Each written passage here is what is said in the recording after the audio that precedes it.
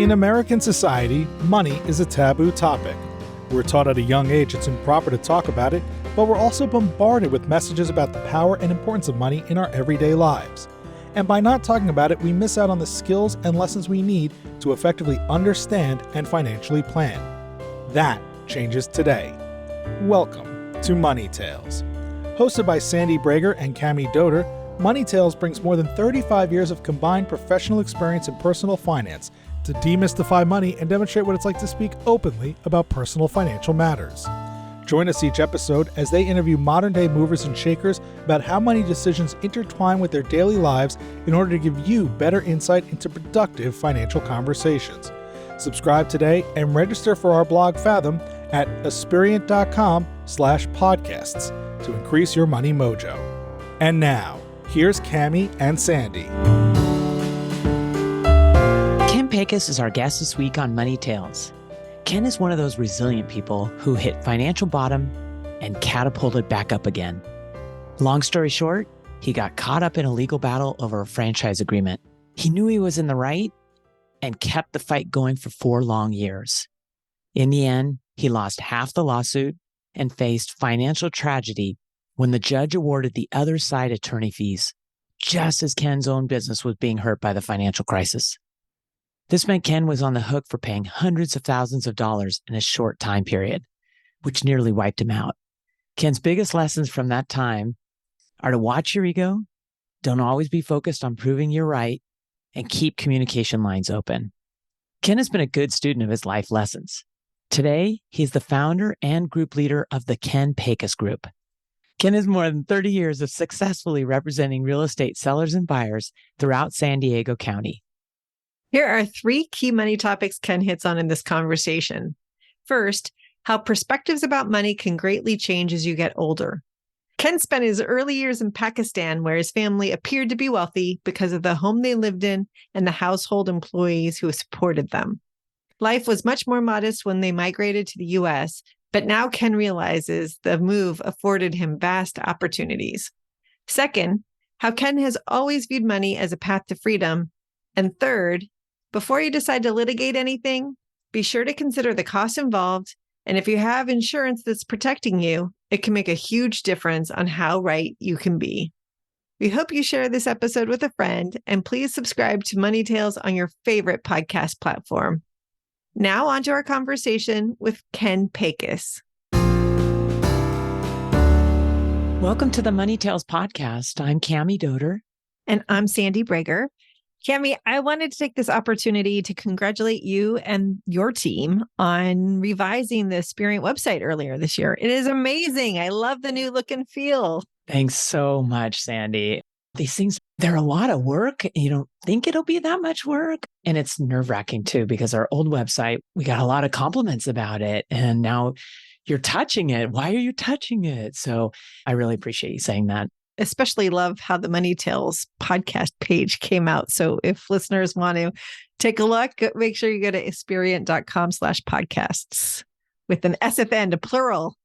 As we think about money, and businesses have to have money conversations all the time. And you were part of the conversation we had talking about making this investment, because it is an investment and it was really important.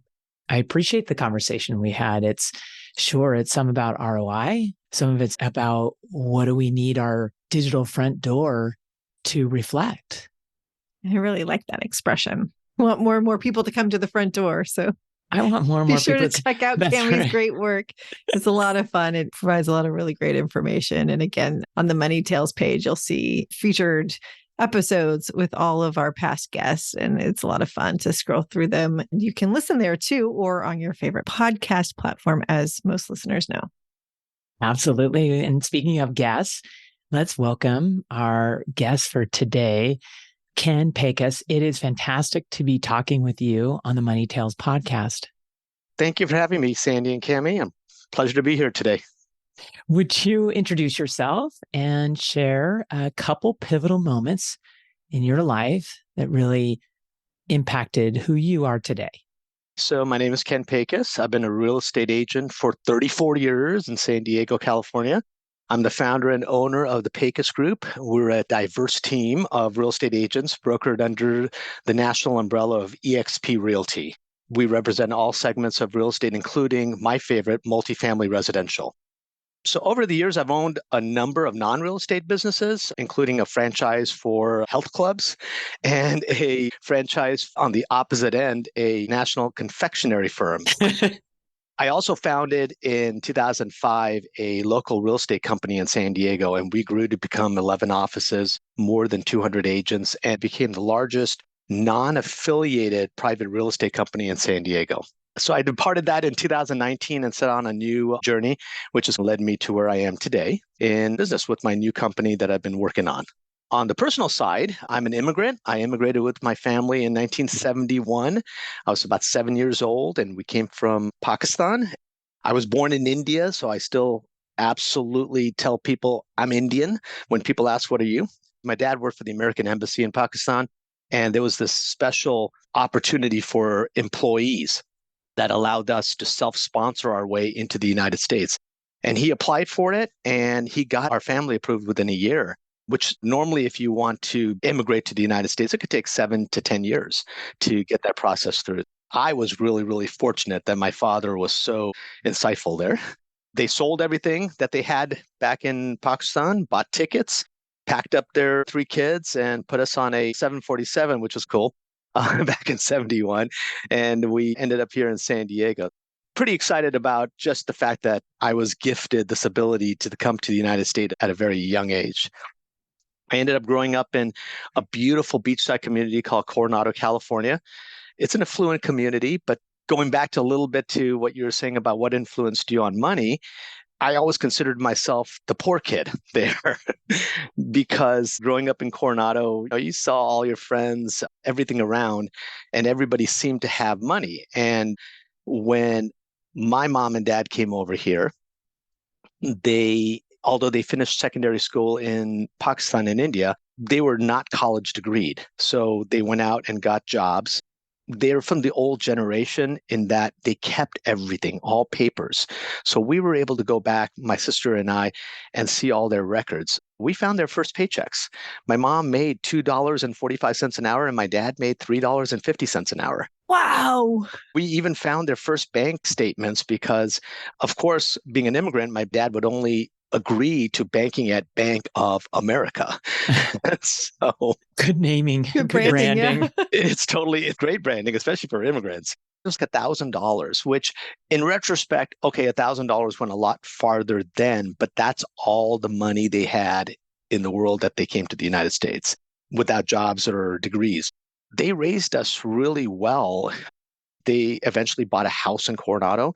They fed us. We had a beautiful childhood. I just always thought we had a poor childhood because everybody else, all the other kids had either new bikes or new cars, or they lived in these massive houses. And so, from a little kid's perspective, it's very distorted what you have until you yourself go out in the world. As a kid, starting maybe 6th grade, 7th grade, I just started getting jobs. I started mowing yards. I started cutting, pulling weeds, whatever, anything to get money. And then I had some fun money. Were you talking to your parents about this? Or was this just you going off and being the entrepreneur and capitalist? It's definitely me going off and being the capitalist because I went to a Catholic school. And so if you know anything about parochial schools, you're always selling or doing something to raise money. And with that, selling or doing something to raise money, and I was in Boy Scouts, I always wanted to sell. I absolutely had to win all the time. And if you won, you got prizes. So whether it was earning money or getting the prizes for what you won, it was some way to earn. And that just continued all the way until 8th grade when I got my first real job. When I got my first real job, I was the packaging clerk for a little store in Coronado. Then I started getting money every single week. And then that went into high school, and I never didn't work in high school. And the long and the short of all of that is it allowed me to have money that gave me freedom to, if I wanted to go hang out with my friends, I could do whatever I wanted. If I wanted to join a sports team and I needed sports equipment, I had the money, and I also was able to buy my own clothes. Although my mom and dad never asked me to do that, I could tell it was a big relief and a proud moment for them too. And probably for you too. It was totally great for me. It sounds like you were becoming financially independent as a pretty young person, not really reliant on your parents for all things.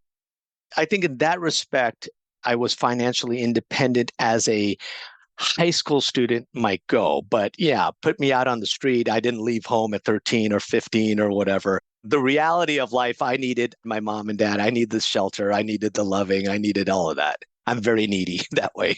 Ken, when you were making these purchases, did your parents ever have any advice for you on how you were spending your money, or did they just let you be? My parents were absolutely flexible with me to do what I wanted to do. They never stopped me, but they did have one big piece of advice and I didn't heed it. And that was probably the biggest lesson I learned as an eighth grader. Before I got my real job, I was working and I spent I can't tell you, months and months at $3 and $6 saving money, doing yards and everything. And I saved $75. And I went and I bought the coolest, huffy 10-speed bike. With the big seat? Well, it was a 10-speeder, so it was really sharp. With the wrap handlebars. And I was so proud of that because when I came up to school, everybody was like, wow, look at your bike. I thought you were the poor kid. And that's what I was thinking. But what my mom and dad kept telling me, you have to protect it. You have to lock it. You have to put it inside the house. And I just didn't listen. And one night I left it very early on, maybe 2 months or 3 months after I bought it, on our front porch. And that morning, the bike was gone. Oh, that's That a is tough awful. lesson. I was crying. I was so devastated. My mom, she never said, I told you so. Never, ever. They never said, I told you so. It was a awful, but a great lesson to learn that early in life about when you spend money and you do something, how to protect it. I think that's the biggest lesson that my parents did. After that, they were just really very, very supportive of everything I did because I worked every weekend. I worked every holiday through high school, 4th of July, Christmas, Thanksgiving. I had to give up a lot. Then I wanted that freedom. I wanted that freedom to be able to spend money or do whatever. I'm curious, when you came to the US, you're young. Were you noticing the differences at that time between the US and Pakistan and how money was handled and valued? The part I didn't tell you is where we were in Pakistan, my mom and dad had very respected jobs. My dad was a senior, although local, person at the U.S. Embassy, and my mother was a executive secretary for the international firm Intercontinental Hotels, and she was really highly respected in her job. In Pakistan, when I left, we had actually a really nice home from my memory. It was very big, and we had a maid, we had a gardener, we had a cook, and we had a guard. When we came to the United States, all that changed. My mom had to cook. First, they were always taking the bus to get to their jobs. But then after that, when my dad put the money together to buy a little car, he had to take her to work first, and he dropped. And that's through the time that they retired. She never learned to drive. Once again, as a little kid, I was like, wow, we came down in class. But as I grew up older, I realized there is a different feel here. And in Pakistan, we called them servants. You immediately start to learn the difference when you're here about how you treat people and who they are and where they are in life. So it's a continuous education process. You really brought to life this idea of feeling poor when you got here, not only relative to the neighbors in your new neighborhood, but relative to your old lifestyle. I'm curious, as you got older and became an adult, how are you thinking about money? Was it still the reward for working hard, or did that change at some point? I think it finally started to click in college. So I went to Texas A&M. I was going to major in international business or real estate, but then I was influenced by my family, or you can call it what it really was, pressured, strong-armed by my family to major in electrical engineering, because that's what us Indians do. Thank you very much. So I got a BSEE degree from Texas A&M. I will say that I pretty much hated every moment of that engineering part. But I was also determined not to be in college too long, so I didn't change majors. So I just went through it and got the degree. And when I was in college, I met way more demographic. My demographics of people, even though it was college, opened up to kids coming from different economics. And that helped. And also when I was a high school senior, I finally made the starting lineup for our tennis team. And what that allowed us to do was to go to other schools in San Diego, the Metro Division, which effectively was all of the central and south San Diego schools. When I started to go to those schools and I started to see their facilities and the courts and driving the neighborhoods, I go, oh, maybe I am growing up a little more in a princess lifestyle than I think. That's when it started opening up. But to be direct on your question, absolutely. I've never seen money as anything more than my path to freedom. You were studying electrical engineering. You wanted to study real estate. You've had a 34-year career in real estate. How did you make that pivot? Well, I use mom and dad's words. They said, you can get your engineering degree, and when you come out, you can get a real estate license and sell real estate on the side. That's exactly what I did. When I came out, I got an electrical engineering job. In 1989, I got my real estate license and started to learn the trade while I was working as being an engineer. I worked both jobs almost full time until 1994.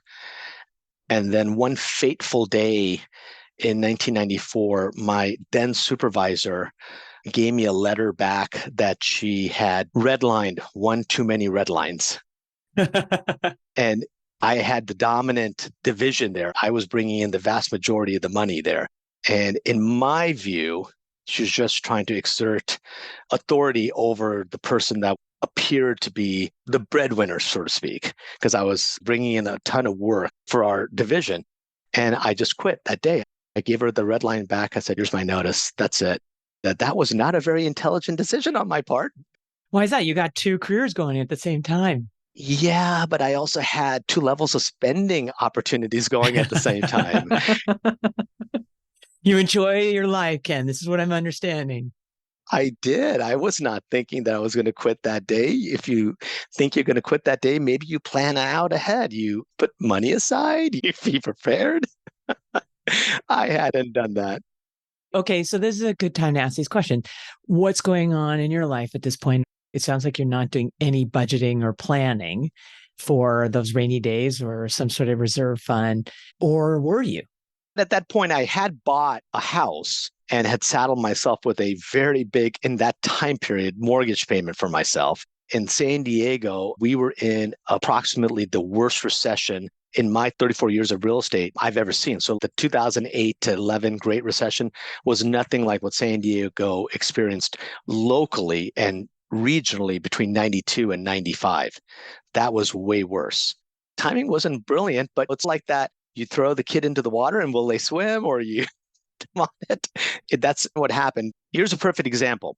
A plane takes off from an aircraft carrier, a jet, and we've all seen that jet take off. And if we look at it direct on, we suddenly lose sight of that jet because it seems to fall off the aircraft carrier.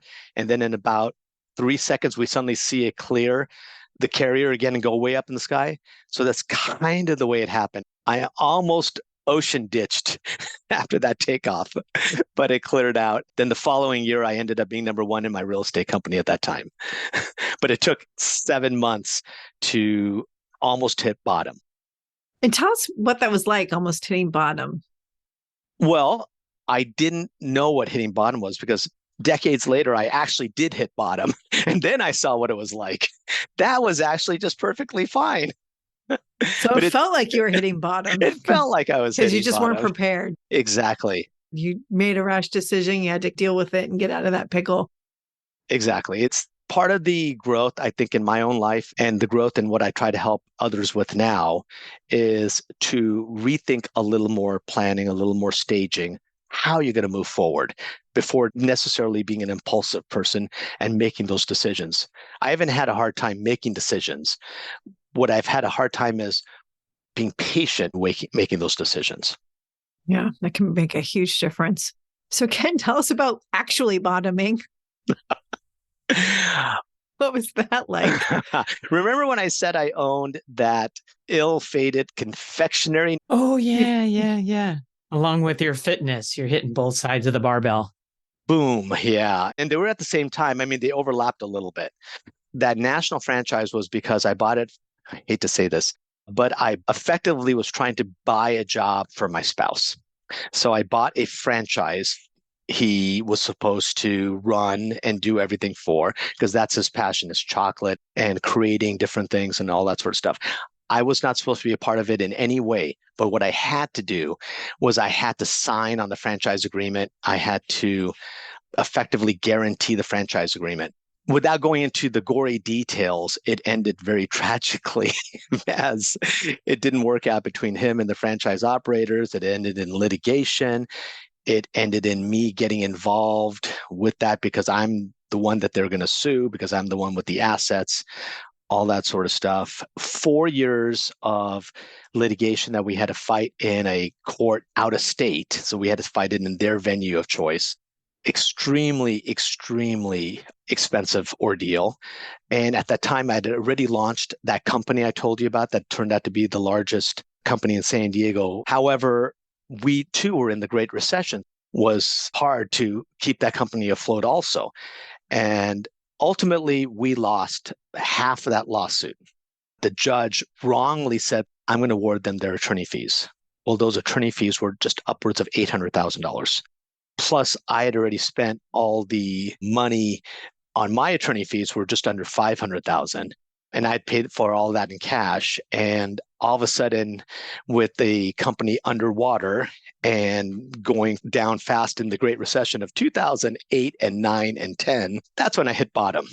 Holy cow. Man, oh man. Wow. It was a very tough time.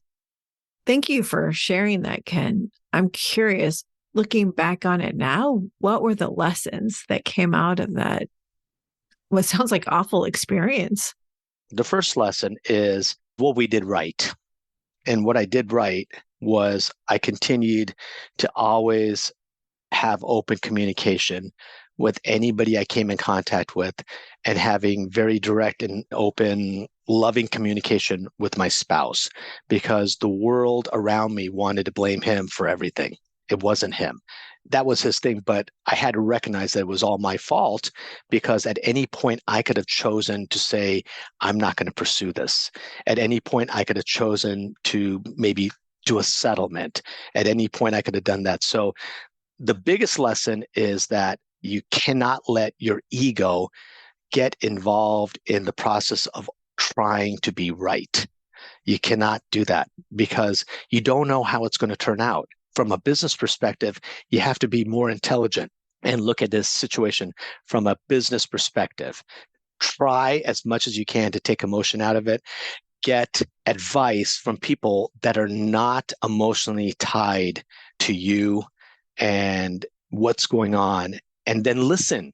Not only get that advice, but then listen. Because along the way, along those 4 years of litigation, I did have advice. And if I had subdued my ego, and if I had listened to some of the advice, I would have lost money.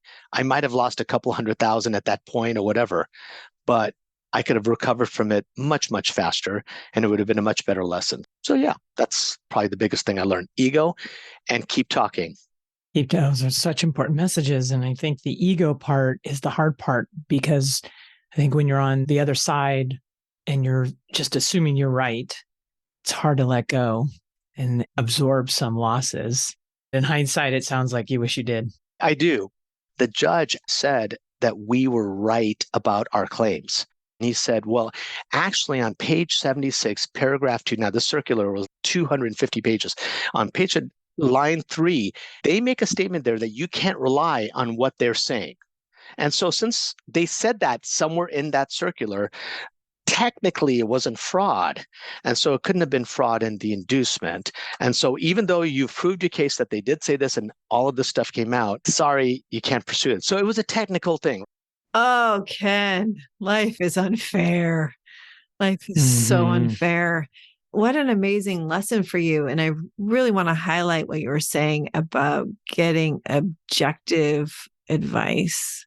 That's so important. in any matter related to money. It's so hard for us as individuals to separate that emotion and our own passion towards something from the dollar implication of whatever it is trying to decide about, whether it's something good or something like a lawsuit where it can be tricky. Well, we all think when it comes our time to do it, that we can handle it better than when we see other people doing it. Because it's that whole armchair quarterback or the coach on the sideline or whatever, it doesn't matter what we're talking about. It's so much easier to see other people's lives than our own as it's happening. And one other really big thing I did discover with this, and I've discovered this all along the way, and I use it, is the part that wrecks you in times like this is the litigation part, the time that you're fighting things, because you have to pay those checks. The key on all of this is insurance on certain levels. And from a money standpoint, sometimes people don't want to pay for insurance. And even though I had extensive policies at that time, I had umbrellas, whatever, I didn't look close enough and I didn't have the right riders. So my dispute with the franchisor and what happened was not covered under my insurance. As you look forward to if you're going to litigate something, I just encourage everybody to think about the cost of the litigation. And if you have insurance that's protecting you, it makes a big, big difference on how right you can be. That's a really important message. Insurance is one of those that, because it's costly up front until you need it, it's sometimes hard to invest in. That's a great money lesson from your experiences. I'd love to know, you're talking money every day. You're a real estate broker, you're a businessman. Real estate is a money business. What are some of the key lessons that you would hope listeners could learn from you? You're absolutely correct. I have conversations almost 2-3 times a week, whether it's new clients, whether it's the agents that work on my team, because I've grown businesses. I've grown a lot of agents that have become very, very successful. I have a lot of friends and family that have reached out personally because a lot of them are privy to the fact that I've had a lot of these ups and downs. And at this stage in my life, on the surface and in reality, it seems very up. So how do you manage this stuff? Those money conversations come back to my whole philosophy now on just money in general. And that is income minus expenses equals profit. So it doesn't matter what we're doing. It doesn't matter what we're doing, whether we're talking about our life, whether we're talking about vacations, whether we're talking about just running our house, whether we're talking about buying investment property or anything, you got to come back on the side of profit. So as simple as we've heard it many, many times, spend less than you take in as revenue.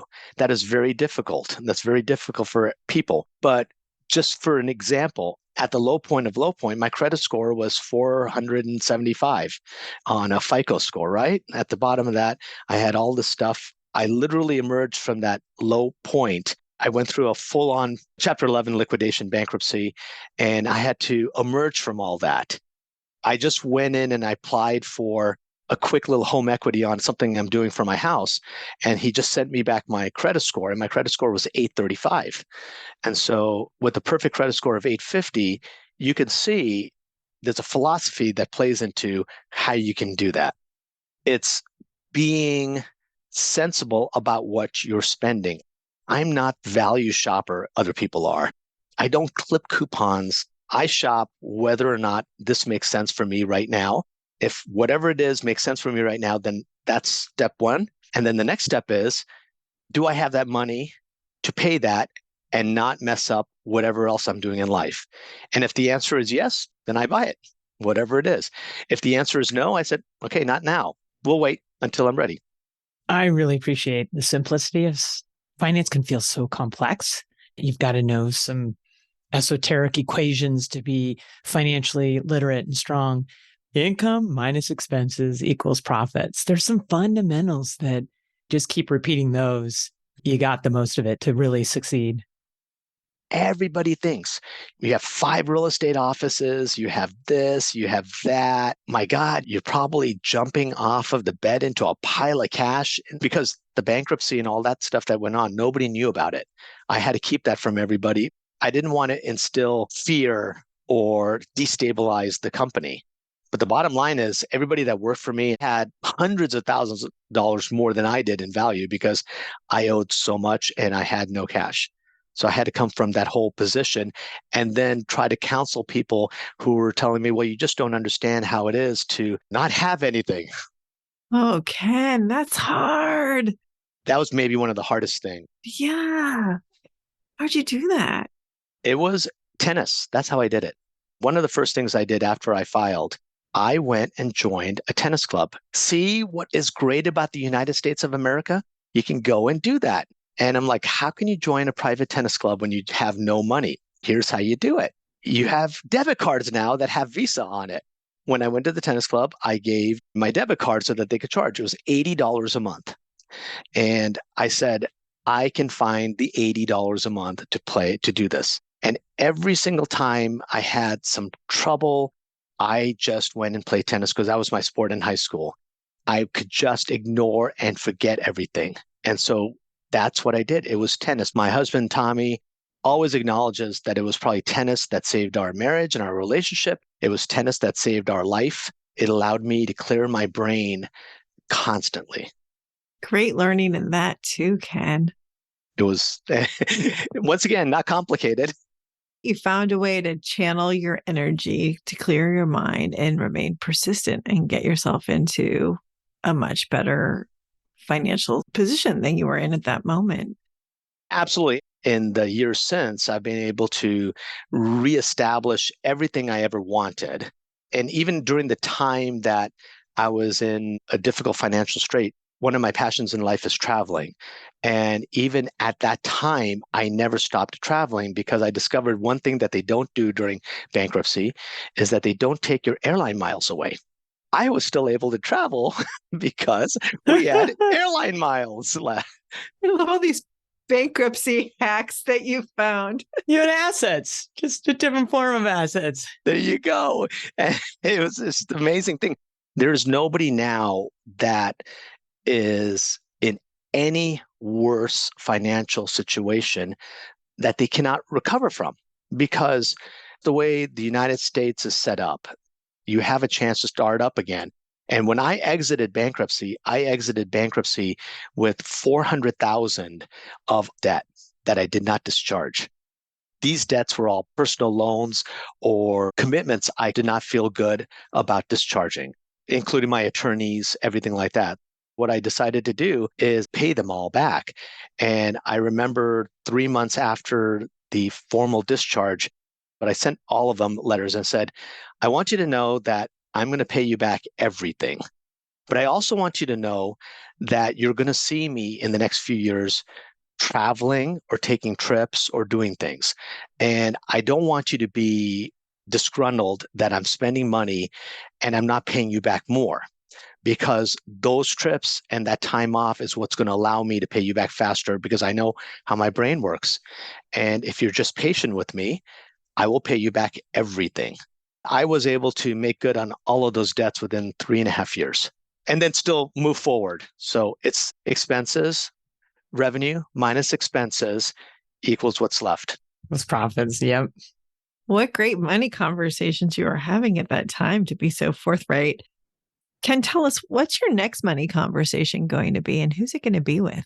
The next money conversation is probably going to be with some of my agents that work with me in my office. Starting this new company, I have 12 new agents, and they have to understand how to manage their life while they're trying to build a business that doesn't pay them a paycheck and only takes money from them until they close a deal. It's great. You're paying it forward. Thank you so much for sharing your stories. And what a journey. You had me on the edge of my seat. If listeners want to find you, what's the best place to find you? Best place to find me is you can call me. My number is everywhere. So my mobile number is 619-977-8419. And then my email is ken@kenpecus.com. My company website for the Pecus Group is www.kenpecus.com. Great. Thank you again, Ken. This has been a really amazing conversation. You shared so much money wisdom. Absolutely my pleasure. I appreciate you having me on. Thanks for listening to the Money Tales podcast. If you've enjoyed this episode, share it with someone you think would benefit from listening. And leave us a review on your favorite podcasting platform. Your ratings and reviews help more people find our podcast. If you're inspired to gain clarity and peace of mind about financial matters, don't hesitate to reach out to our team at Aspiriant. Go to aspiriant.com/start a dialogue. Or you can email Sandy and me at podcasts@aspiriant.com. See you next time.